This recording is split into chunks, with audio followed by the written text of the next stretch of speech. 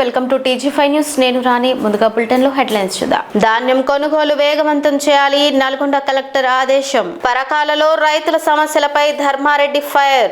కవిత పార్టీపై రాజగోపాల్ రెడ్డి సంచలన వ్యాఖ్యలు. కుకట్పల్లిలో ఆలయ మహోత్సవంకి పాల్గొన్న కేటీఆర్. చెరువులో దొంగ నోట్ల కలకలం.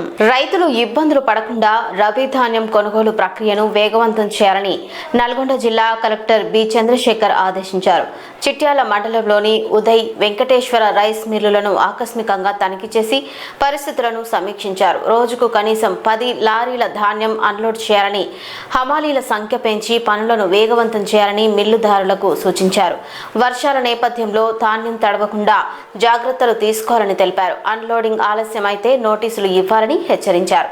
రైతులకు ఎలాంటి ఇబ్బందులు కలగకుండా కొనుగోలు ప్రక్రియను సక్రమంగా నిర్వహించాలని ఆదేశించారు.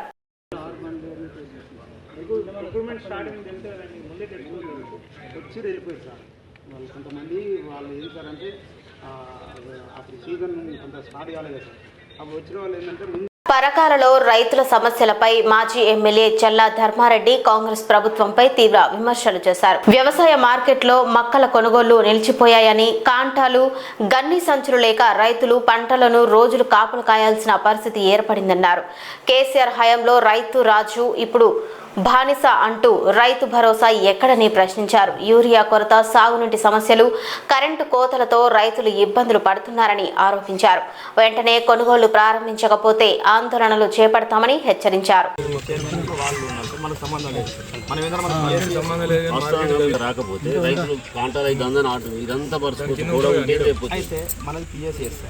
మనం పిఎస్సిఎస్ వల్ల ఇక్కడ మనం ఓన్లీ మొక్కజొన్నల కొనుగోలు, వడ్ల కొనుగోలు మాత్రమే మనం చేస్తాం. ఇక తర్వాత మార్కెట్ లోపల ఏం జరుగుతుంది అనేది వాళ్ళు మార్కెట్ వాళ్ళు సమాధానం చెప్పుకోవాలి. ఇంకా వాళ్ళకి ఫైనల్ రేట్ చేయలేదు సార్, 17 రూపాయలు అని అన్నారు.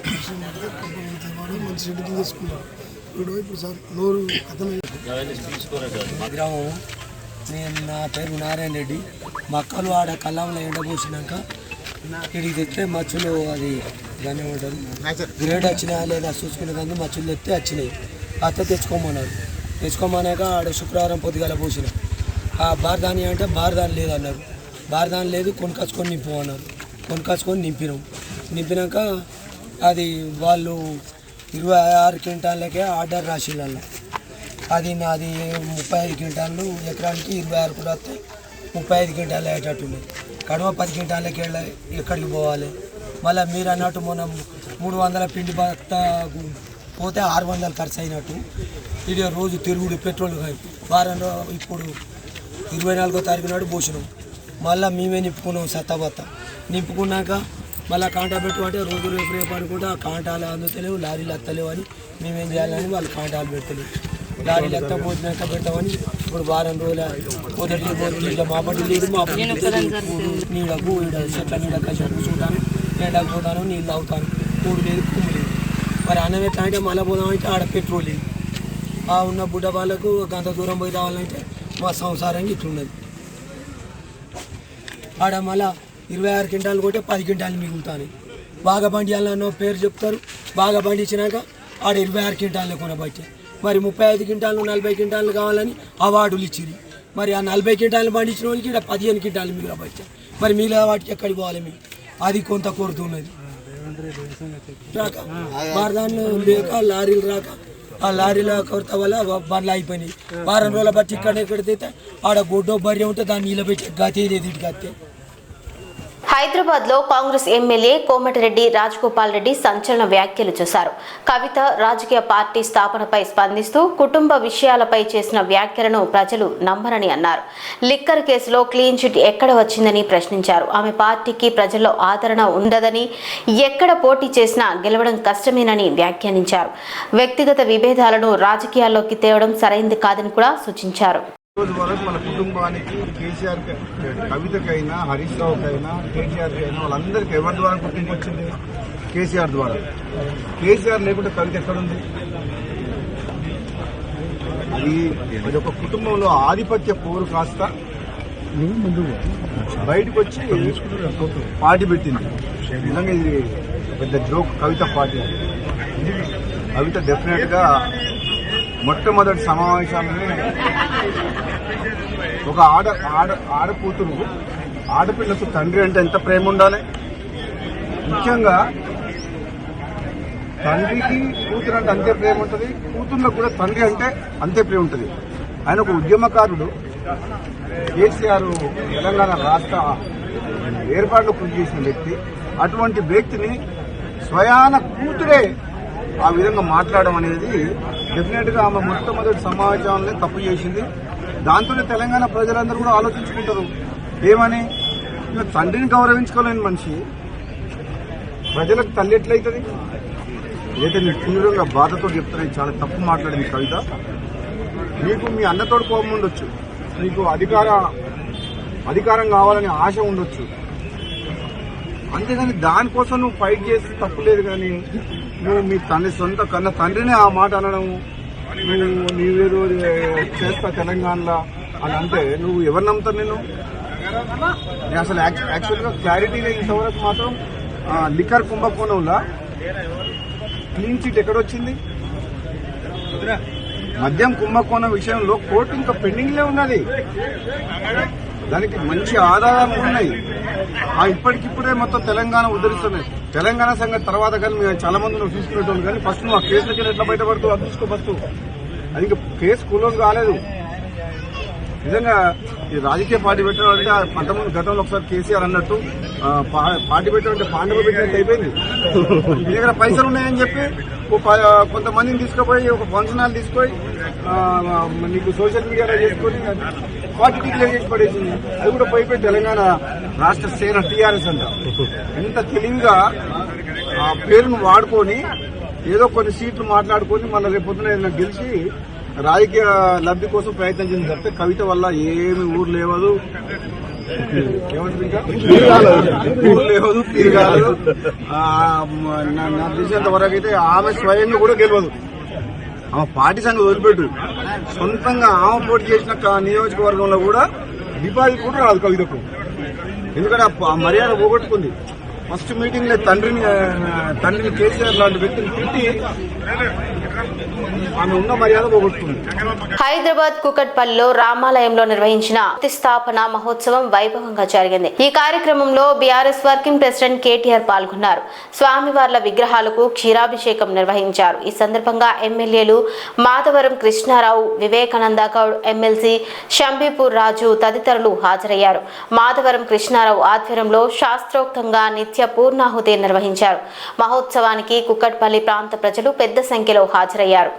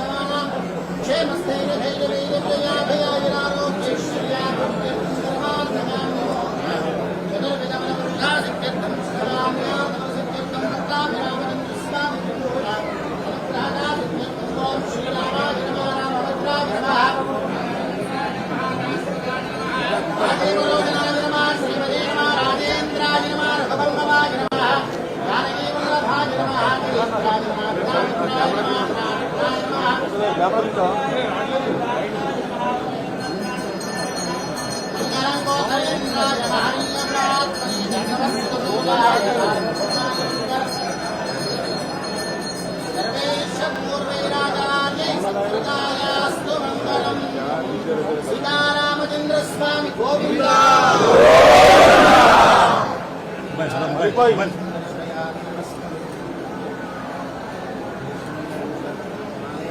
భద్రాద్రి కొత్తగూడెం జిల్లా దమ్మపేట మండలం లచ్చాపురం గ్రామంలో దొంగ నోట్లు ప్రత్యక్షమవడంతో కలకలం రేగింది. గ్రామ శివారులోని కొర్రాజుల చెరువులో విసిరేసినట్టుగా ఉన్న 500 రూపాయలుగా ముద్రితమైన దాదాపు 50కి పైగా నోట్లు గుర్తించారు.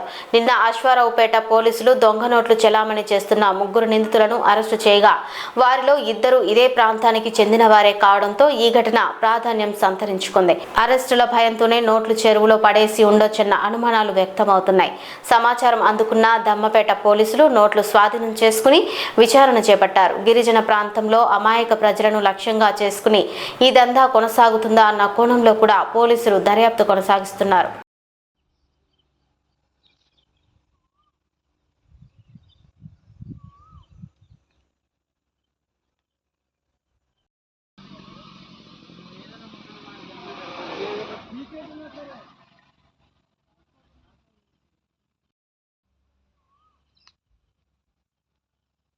మంగళగిరిలో తెలుగుదేశం పార్టీ కేంద్ర కార్యాలయంలో జరిగిన నూతన కార్యవర్గ ప్రమాణ స్వీకార మహోత్సవం సందర్భంగా మంత్రి నారా లోకేష్ టీడీపీ జాతీయ వర్కింగ్ ప్రెసిడెంట్ గా ప్రమాణ స్వీకారం చేశారు. ఈ సందర్భంగా పార్టీ వ్యవస్థాపకుడు ఎన్టీ రామారావు ప్రతిమకు పూలమాలలు వేసి ఘన నివాళులు అర్పించారు. అలాగే మైలవరం ఎమ్మెల్యే వసంత వెంకట కృష్ణప్రసాద్ టీడీపీ రాష్ట్ర అధికార ప్రతినిధిగా ప్రమాణ స్వీకారం చేశారు. ఈ కార్యక్రమంలో పార్టీ నాయకులు కార్యకర్తలు భారీగా పాల్గొన్నారు. తెలుగుదేశం పార్టీ ఆశయాలకు పవిత్ర లక్ష్యాలకు కట్టుబడి ఉంటూ పార్టీ సభ్యునిగా క్రమశిక్షణతో ప్రజాసేవాభావంతో మనస వాచ కర్మేణ నిరంతరం పాటుపడుతూ నిస్వార్థంగా అవినీతి అక్రమాలకు పాల్పడకుండా దీక్షా దక్షతలతో అంకిత భావంతో తెలుగుదేశం ప్రతిష్టను ప్రతిపత్తిని పరిరక్షించేందుకు ఎల్లప్పుడూ కృషి చేస్తూ పార్టీ మరియు ప్రజలు నాపై ఉంచిన విశ్వాసాన్ని వమ్ము చేయకుండా నిత్య చైతన్యంతో పార్టీకి ఉజ్వల భవిష్యత్తు కల్పించేందుకై నా వంతు కర్తవ్యాన్ని విధులను బాధ్యతాయుతంగా నిర్వహించగలనని ప్రమాణం చేస్తున్నాను. వెనుకబడిన కులాల సమాఖ్య ఆధ్వర్యంలో జరిగిన సమావేశంలో 42% బీసీ రిజర్వేషన్ల సాధనపై కీలక చర్చ జరిగింది. బీసీఎఫ్ రాష్ట్ర అధ్యక్షుడు ఎన్ చెన్నరాములు అధ్యక్షతన జరిగిన ఈ సభలో పలువురు మేధావులు నేతలు పాల్గొన్నారు. ఈ సందర్భంగా నేతలు మాట్లాడుతూ ఎస్సీ, ఎస్టీ, బీసీ మైనారిటీ వర్గాలు ఐక్యంగా ముందుకు వస్తేనే రాజ్యాధికారాన్ని సాధించగలమని పేర్కొన్నారు. రాజ్యాంగ హక్కుల పరిరక్షణతో పాటు యువతలో నాయకత్వాన్ని పెంపొందించడం అత్యంత అవసరమని తెలిపారు. విద్యార్థి సంఘాల సమక్షంలో ఈరోజు ఫులే అంబేద్కర్ మహనీయుల జయంతోత్సవ కార్యక్రమాన్ని నిర్వహించడం జరిగింది. ఈ జయంతోత్సవ కార్యక్రమ ముఖ్య ఉద్దేశం ఏంటి అంటే 180% ఉన్నటువంటి ఎస్సీ, ఎస్టీ, బీసీ మైనారిటీలము బహుజనులమైనటువంటి మనం అందరం ఏకమైతే మనం బహుజన రాజ్యాధికారాన్ని సాధించవచ్చు. ఫూలే చేసినటువంటి మహాత్మా జ్యోతిబా ఫూలే చేసినటువంటి సాంస్కృతిక సామాజిక పోరాటాన్ని కొనసాగించడం, డాక్టర్ బిఆర్ అంబేద్కర్ గారు చేసినటువంటి ఆత్మగౌరవ హక్కుల ఉద్యమాన్ని కొనసాగించడం, డాక్టర్ బిఆర్ అంబేద్కర్ గారు ఈ దేశంలో అణగారిన వర్గాలకు రాజ్యాంగాన్ని అందించి హక్కులు అందించిండు. ఈ రాజ్యాంగం చదివి ఆధిపత్య వర్గాలేమో వాళ్ళు అధికారాన్ని సంపాదిస్తున్నారు. మరి బహుజన వర్గాలు ఈ రాజ్యాంగాన్ని చదివి ఎందుకు అధికారంలోకి సంపాదించలేకపోతా ఉన్నారు అనేటువంటి చర్చ ఉస్మానియా యూనివర్సిటీ చదువుకున్న వ్యక్తులుగా ఒక మేధో మదనం చేయాలనేటువంటి ఉద్దేశంలో భాగంగా దీనికి ముఖ్య అతిథిగా గౌరవనీయులు బీసీ ఇంటలెక్చువల్స్ ఫోరం చైర్మన్ అయినటువంటి చిరంజీవి సార్ గారు కావచ్చు, జస్టిస్ చంద్రకుమార్ సార్ కావచ్చు, ఉస్మానియా ప్రొఫెసర్ అయినటువంటి Ram Shepherd sir, Ramulu sir కావచ్చు, మన బహుజన సంఘాల నుంచి ముఖ్యంగా ఉస్మానియా యూనివర్సిటీ DBS వ్యవస్థాపకులు డాక్టర్ నలిగంటి శరత్ కుమార్ గారు అయితేంది, మహిళా ఉద్యమంలో ముందుండి గొంతును వినిపిస్తున్నటువంటి సబ్బండ శక్తి వ్యవస్థాపకురాలు దాసోజు లలిత గారు అయితేంది. మా యొక్క ముఖ్య ఉద్దేశం ఏంటంటే ఉస్మానియా విద్యార్థులుగా ఏంటి అంటే ఒక మేధో మదనం జరగాలి. ఉస్మానియా యూనివర్సిటీలో అనేక అంశాల మీద ఈరోజు ఈ మా జయంతోత్సవ కార్యక్రమంలో అనేక అంశాల మీద చర్చ జరిగింది. ఎందుకు ఎస్సీ, ఎస్టీ, బీసీ మైనార్టీలు కలవట్లేదు, దీని వెనుక కారణం ఏముంది? అసలు ఎందుకు కలుస్తలేరు? కలవకపోవడానికి ఎవరు కారణం అవుతారు? మనం కలుద్దాం అనేటువంటి భావన మహాత్మా జ్యోతిబా ఫులే కలవమని చెప్పిండు, అంబేద్కర్ గారు కలిసి పోరాడమని చెప్పిండు, బోధించు సమీకరించు పోరాడం అన్నాడు. మరి ఎందుకు మన మధ్య అనైక్యతగా దారి తీసేటువంటి వాళ్ళు ఎవరు చేస్తున్నారు? వాళ్ళని కనిపెట్టాలి.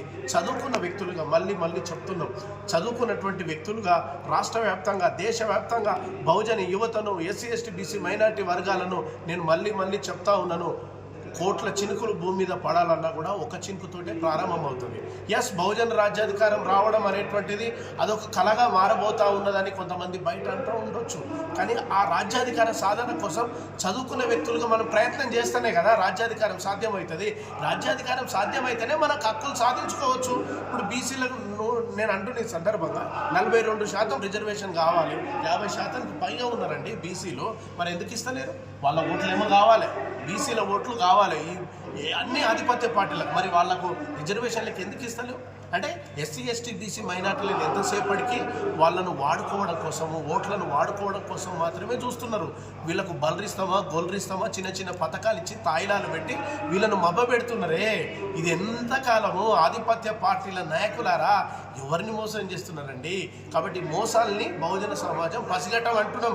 ఈ జయంతోత్సవం ద్వారా ఏమంటున్నాం అంటే ఈ మోసాలను పసిగట్టి యావత్తు దళిత బహుజన సమాజం మొత్తం నేను అంటున్న చివరగా ఊళ్ళల్లో ఎస్సీలకు ఎస్టీలకు బీసీలకు మైనార్టీలకు కొంత గ్యాప్ ఉన్నదండి. బీసీలకు ఎస్సీలకు గ్యాప్ ఉన్నది. ఆ గ్యాప్ను పూడ్చాలనే మేము చదువుకున్న వ్యక్తులుగా.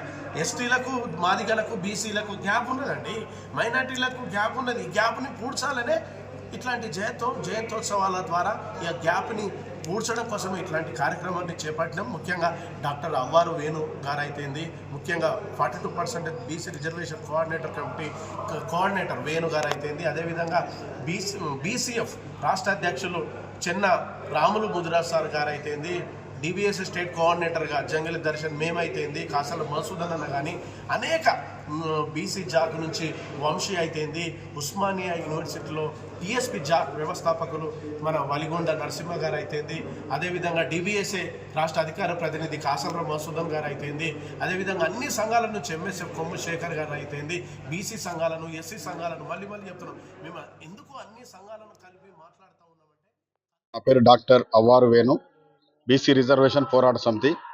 ఈరోజు డిబిఎస్ఏ సబ్బండ శక్తి తెలంగాణ విద్యార్థి నిరుద్యోగ యోజన చేసి అత్యంత వెనుకబడిన కులాల సమాఖ్య బీసీ ఫెడరేషన్ ఆధ్వర్యంలో ఈ రాష్ట్రంలో జరుగుతున్న సామాజిక న్యాయం పైన, అట్లాగే 42% బీసీ రిజర్వేషన్ల పట్ల మహనీయుల జయంతి కార్యక్రమాన్ని ఆర్ట్స్ కాలేజ్ వేదికగా జరుపుకున్నాం. ఈ కార్యక్రమంలో బీసీ ఇంటలెక్చువల్ ఫోరం చైర్మన్ చిరంజీవులు గారు, జస్టిస్ చంద్రకుమార్ గారు, దాసోజు లలితక్క ఇలాంటి మేధావులతోటి అనేక ఉపన్యాసాలు జరిగాయి.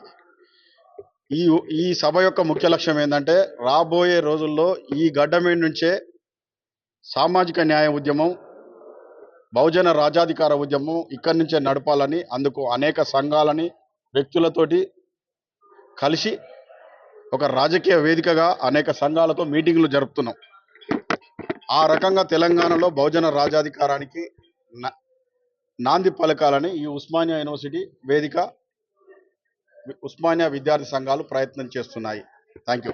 ఎల్బీ నగర్ జోనల్ కమిషనర్ గా సేవలందించి నాగర్ కర్నూలు జిల్లా కలెక్టర్ గా పదోన్నతి పొందిన హేమంత్ కేశవ్ పాటిల్ కు స్థానిక నేతలు, కాలనీ వాసులు ఘనంగా వీడ్కోలు పలికారు. టీపీసీసీ అధికార ప్రతినిధి మాజీ కార్పొరేటర్ దర్పల్లి రాజశేఖర్ రెడ్డి ఆధ్వర్యంలో జరిగిన ఈ కార్యక్రమంలో ఆయనను శాలువా, పూలమాలతో సన్మానించారు.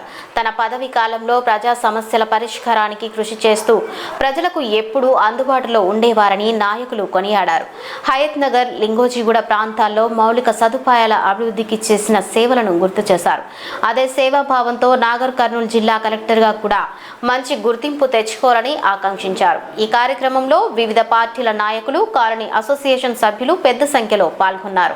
కానీ ఒక సొసైటీని రిప్రజెంట్ చేసినప్పుడు ఒక సొసైటీకి పనిచేసిన వ్యక్తుల్లో హేమంత్ పాటిల్ గారు, ఆఫీసర్లను నేను కూడా 30 సంవత్సరాల నుంచి చూస్తున్నాను. నేను మార్కెట్ చైర్మన్ చేసిన, చాలా రోజులు పొలిటికల్ ఉన్నాం. ఇక్కడ ఉన్న వాళ్ళందరూ కూడా అందరూ కూడా పాలిటిక్స్లో చాలా క్లోజ్గా ఆఫీసర్స్తో మూవ్ అవ్వకుంటూ కావాల్సిన విషయాల్లో జాగ్రత్తలు తీసుకుంటూ ముందుకు పోయినాం. కానీ ఒక ఆఫీసర్ ఎంత చేంజ్ చేయగలుగుతాడు అనేది హేమంత్ పాటిల్ గారు నిరూపించారు. ఒక సొసైటీని ఎంత చేంజ్ చేయగలరు. నేను మా పిల్లలకు రెగ్యులర్ చెప్తుంటా, ఈరోజు తీసుకొచ్చిన వాళ్ళని కూడా ఏంటి, ఆయన చూసి ఇన్స్పైర్ కావాలి మనం, ఆయన చూసి నేర్చుకోవాలి మనం, ఆయన చూసి చదువుకోవాలి మనం. ఎందుకంటే ఇప్పుడే సీనానే చెప్పిండు, ప్రిన్సిపల్ సెక్రటరీ స్థాయి కాకుండా చీఫ్ సెక్రటరీ స్థాయికి నిజంగా ఆయన పోవాలని మనస్సాక్షిగా నేను ఎందుకు కోరుకుంటున్నాను. ఎందుకంటే ఒక విప్లవం రావాలి.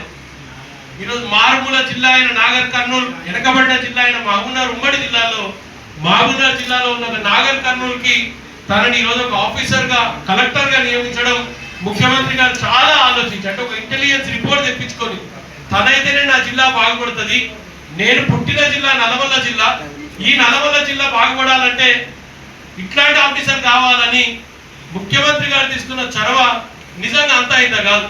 ఇంటెలిజెన్స్ అంటే ఎట్లా పనిచేస్తుందో ఇప్పుడు నియమించడం దాన్ని బట్టి నేను నిజంగా ఇంటెలిజెన్స్ ఇట్లుంటుందా అనిపించింది నాకు. సరునగర్ చెరువు 50 సంవత్సరాలు అయింది, తట్టేడు మట్టి తీయలే. ఆయన చర్మతోటి సరునగర్ చెరువు ఏమన్నా, సరునగర్ చెరువుల ఈరోజు తట్టేడు మట్టి కాదు, జేసీబీ 5 జేసీబీలు 6 జేసీబీలు రోజు పనిచేస్తున్నాయి. మీరు చిన్న చెరువు అంటే బైరామన్ కూడా చెరువు 10 కోట్లు ఇచ్చిండు.